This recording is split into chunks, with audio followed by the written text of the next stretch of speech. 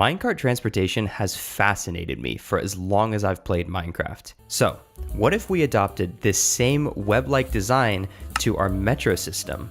Something like this. Each station acts like a router, which is connected to nearby stations, and you, the player, are the packet. And you know what? Let's even put the routers in the nether for faster travel. So now, all we need is some way to tell each router which direction to send you to move you closer to your destination. But how? Allow me to introduce you to Chestboat in a Minecart. This unholy abomination will allow both a player and an item to travel in the same vessel along a minecart rail. Great, but this is where I hit a design snag. You can see in order to travel from purple to red, you need to pass through green and orange. So you could carry an item for each station, acting as step-by-step directions to get you to your destination. This path would of course be encoded at the starting station for every single station in the network. In fact, that was my original design, and it looked like this. Each destination has a unique combination of intermediate stations on its path, which is hard-coded in these vertical slices. But this is an absolute nightmare to maintain. Adding a new station to the network would mean adding a new filter for every router connected to the new station, as well as adding a new encoded torch stack to every single station in the overworld. Yeah, that is way too much work. So is there a better way? Well, of course there is. How about instead of sending a series of items to encode the route, you just put one item in that chest boat? Okay, so that greatly decreases the complexity of the overworld stations, but what about the routers in the nether? Well, this happens to be the perfect job for a multi-item sorter, or MIS for short. These are a staple in the storage tech community. The beauty of using a multi-item sorter like this is that each module can sort up to 54 different items into the same slice, which is overkill, but absolutely perfect for our needs. At each router, all we need to do is build one of these modules for each connection, and then set up the routing by putting 2 tickets for each station into the appropriate chest. This is, of course, more upfront work, but the scalability is a little nicer than our last method, in my opinion. Adding a new station now requires a new dropper at every overworld station in the network, and only 2 pieces of paper at every router in the nether. Yes, that is still quite a bit of work, but I personally think that it's more manageable than hard coding a route to the new station from every single existing station. Let me know in the comments what you think.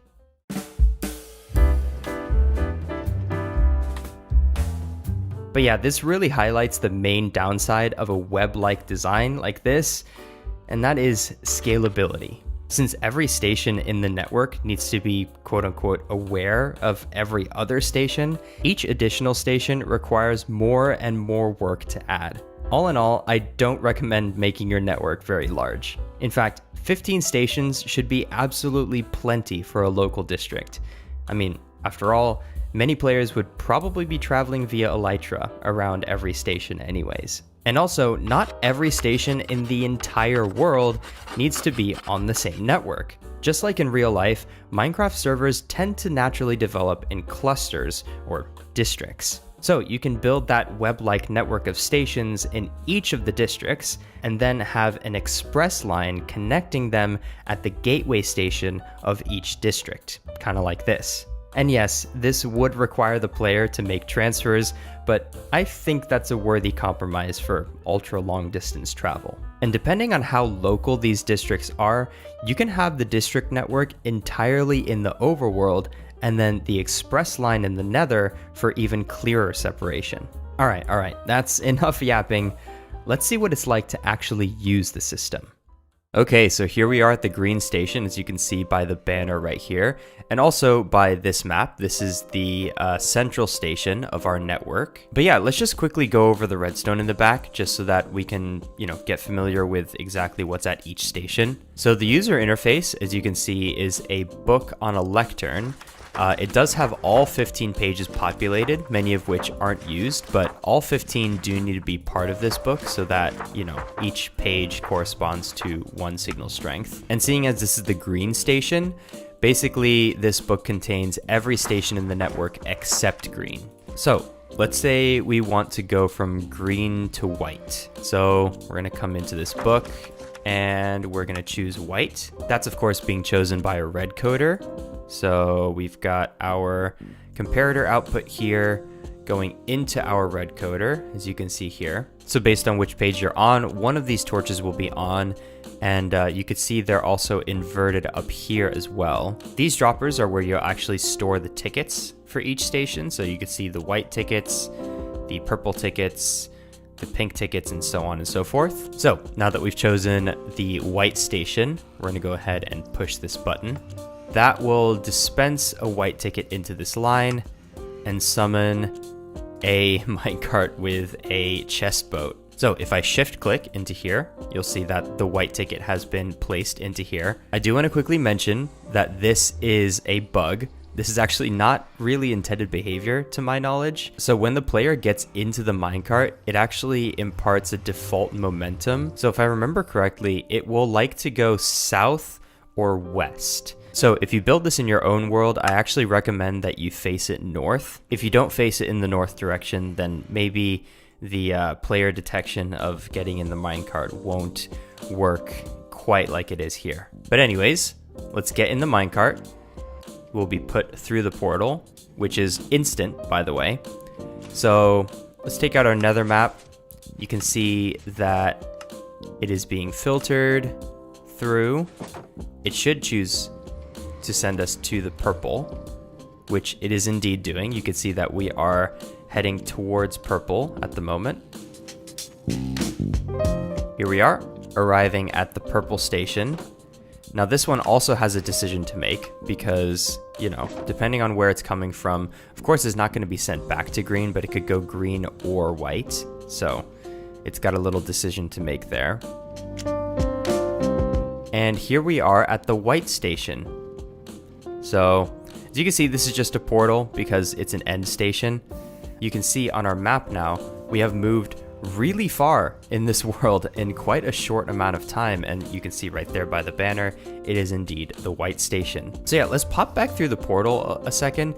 You can see that the white station is an end station. Any of the end stations that only have one connection only needs a portal in the nether, so that greatly simplifies things. I think stations that only have two connections can also be simplified by basically detecting which direction the minecart is coming from and then sending it in that direction. But first, of course, checking whether or not it wants to go to that station. Okay, let's hop back through the portal. Everyone probably wants to see the longest possible route on this particular network, which is of course white to red, which will pass through purple, through green, through orange, and then finally to red. So let's go ahead and choose red in the book and call our minecart. Let's get in the minecart and let's begin our journey towards red. First, of course, going to the purple station. So while we take this journey, I just want to add a bit of a disclaimer here to say that I am not an expert at all in public transportation. In fact, this design right here took many, many iterations to actually arrive at, because as I kept going, it just kept departing further and further from any real life transit designs, which by the way are almost never a mesh like this because, well, the maintenance is quite demanding. But if you happen to be a transit expert or otherwise an enthusiast, all suggestions for improvement would be greatly appreciated in the comment section. But also, I've opened up a new Redstone project in my Discord server as a bit of a collaboration hub for this transit design. So that's also where you can find the world download for this as well. And with your help, I think we can turn this into one of the most sophisticated and functional transit systems in Minecraft. And of course, I'll be making follow-up videos as these designs evolve, so I'm super excited for that. This world is so big, I lost my house. Where's my house? I found a